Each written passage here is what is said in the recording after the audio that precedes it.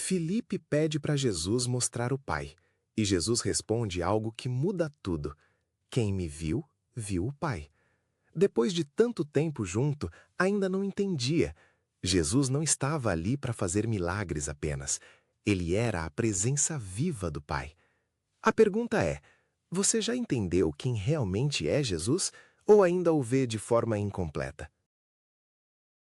Evangelho de hoje, sábado, 2 de maio de 2026. Primeira leitura. Leitura do livro dos Atos dos Apóstolos, capítulo 13, versículos de 44 a 52. No sábado seguinte, quase toda a cidade se reuniu para ouvir a palavra de Deus. Ao verem aquela multidão, os judeus ficaram cheios de inveja e, com blasfêmias, opunham-se ao que Paulo dizia. Então, com muita coragem, Paulo e Barnabé declararam: era preciso anunciar a palavra de Deus primeiro a vocês. Mas como a rejeitam e se consideram indignos da vida eterna, saibam que nos vamos dirigir aos pagãos. Porque esta é a ordem que o Senhor nos deu. Eu te coloquei como luz para as nações, para que leves a salvação até os confins da terra.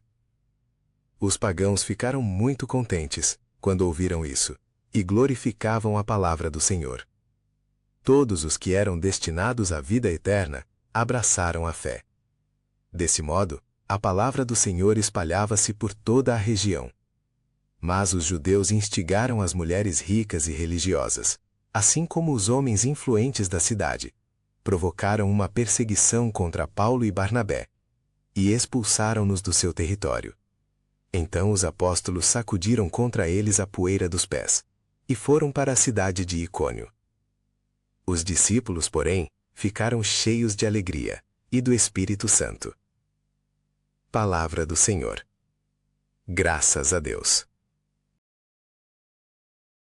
Os confins do universo contemplaram a salvação do nosso Deus. Cantai ao Senhor Deus um canto novo, porque Ele fez prodígios. Sua mão e o seu braço forte e santo alcançaram-lhe a vitória. Os confins do universo contemplaram a salvação do nosso Deus. O Senhor fez conhecer a salvação, e as nações sua justiça. Recordou o seu amor sempre fiel pela casa de Israel.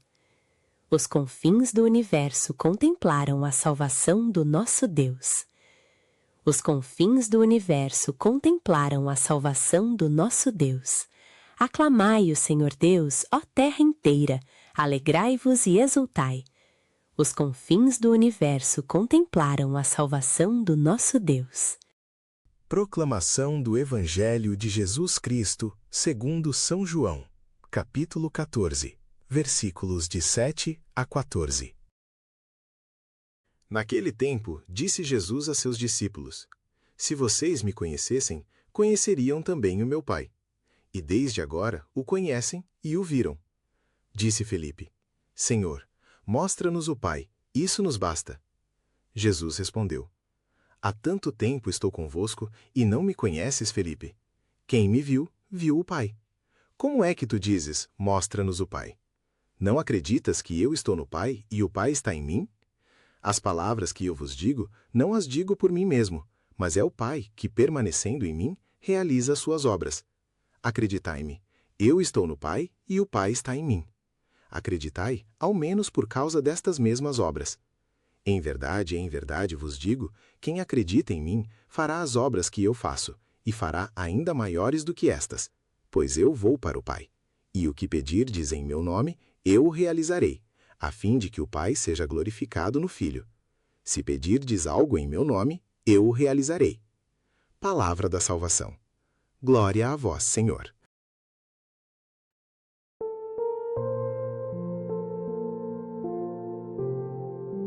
Paz a vocês, no nome de Jesus Cristo. Quando olhamos para as leituras de hoje, queremos convidá-los a refletir sobre uma verdade que muda completamente a forma como vivemos nossa fé. Há um fio condutor que une o relato de Paulo em Atos, o canto jubiloso do Salmo e aquelas palavras profundas de Jesus a Filipe. Esse fio é simples, mas transformador. Conhecer Jesus é conhecer o Pai, e essa intimidade com Deus é o portal para a salvação eterna. Imaginemos a cena em Atos. Paulo e Barnabé estão em uma sinagoga e quase a cidade toda se reúne para ouvir a palavra de Deus. Parecia que tudo estava pronto para um grande momento de fé. Mas vocês sabem o que acontece? Quando a palavra é proclamada com sinceridade, quando o evangelho é anunciado em sua plenitude, nem todos recebem com alegria. Há resistência, há inveja, há recusa. Mas note algo fundamental nesse texto. Paulo não perde a coragem. Com grande firmeza, ele diz aos judeus que, tendo rejeitado a palavra de Deus, se consideraram indignos da vida eterna. E então, a palavra é dirigida aos pagãos, aos gentios, e algo extraordinário acontece. Aqueles que estavam destinados à vida eterna abraçam a fé. Eles reconhecem em Jesus a salvação que estavam buscando. Essa distinção é importante para nós hoje. Existem pessoas que ouvem o Evangelho e simplesmente o rejeitam. Outras o acolhem com alegria. A diferença não está em Deus, que oferece sua graça livremente a todos, mas em nossa resposta, em nossa disposição de dizer sim, em nossa coragem de abraçar a verdade, mesmo quando custa. É aqui que o Salmo entra com seu hino de vitória. Os confins do universo contemplam a salvação do nosso Deus. Não é um sussurro, não é algo restrito. É uma proclamação que alcança toda a criação. A salvação é oferecida universalmente. O Senhor fez conhecer a salvação às nações, a sua justiça. E isso não é uma notícia qualquer. É motivo de exultação, de alegria profunda. Agora vamos ao Evangelho. Jesus está com seus discípulos e Filipe pede algo tão humano, tão compreensível. Senhor, mostra-nos o Pai, isso nos basta. Vocês percebem? Filipe estava vendo Jesus, estava ouvindo Jesus, mas ainda desejava algo mais, ainda sentia que lhe faltava algo. E Jesus, com uma ternura que nos toca, responde: quem me viu, viu o Pai. Essa é a revelação central de nossa fé. Conhecer Jesus não é conhecer apenas um profeta, um mestre ou um homem extraordinário. Conhecer Jesus é conhecer o Pai. Estar em estado de graça, estar em comunhão com Cristo, significa estar em comunhão com o próprio Deus. É estar no coração da Trindade, participando daquela vida divina que é eterna. E Jesus vai além. Ele promete algo que até hoje nos desafia. Quem acredita em mim fará as obras que eu faço e fará ainda maiores do que estas. Quando vivemos em estado de graça, quando permitimos que Cristo viva em nós, como Paulo escreve em Gálatas, somos instrumentos do Espírito Santo. Nossas vidas se tornam um testemunho vivo da salvação. Somos como aquela multidão em Atos que glorificava a palavra do Senhor. Então, irmãos e irmãs, o que queremos deixar em nossos corações hoje? Que viver em estado de graça não é apenas um conceito teológico, é viver em intimidade com Jesus. É permitir que Ele seja a resposta para aquele anseio que Filipe expressa, aquela fome de conhecer Deus verdadeiramente. É responder como os pagãos responderam em Atos, com alegria e fé sincera. A vida eterna não é apenas algo distante lá no céu. Ela começa aqui e agora, quando abraçamos Cristo em nosso coração e vivemos sobre a graça que Ele nos oferece.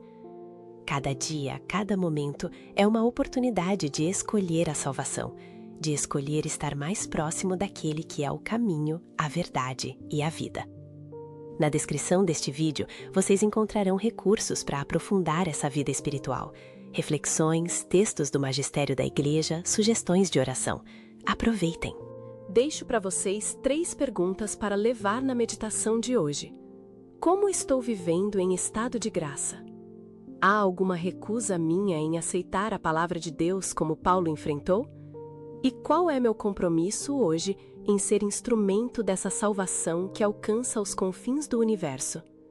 Que a paz de Cristo, que ultrapassa toda a compreensão, guarde os vossos corações e as vossas mentes. Voltem sempre. Um abraço fraterno.